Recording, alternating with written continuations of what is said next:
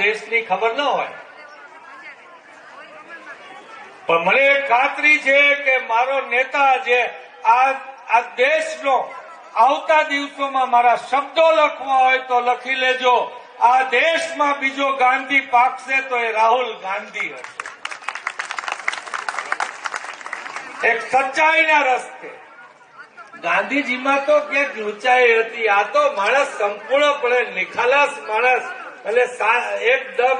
અણીસીક સાચો માણસ, જેને પપ્પુ ઠેરવવાનો પ્રયત્ન કર્યો ને એના માટે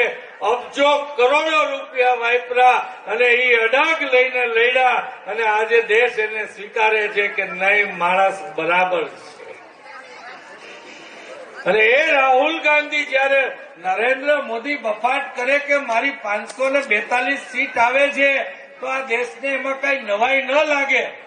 પણ રાહુલ ગાંધી એમ કે આ દેશમાં એનડીએની સરકાર બનતી નથી અને 140 થી 200 સીટથી વધારેની આવતી નથી, તો એમાં કઈક તથ્ય હશે. હું આપ સૌને વિનંતી કરું છું કે રાજકોટની સીટ એમાં ગણાય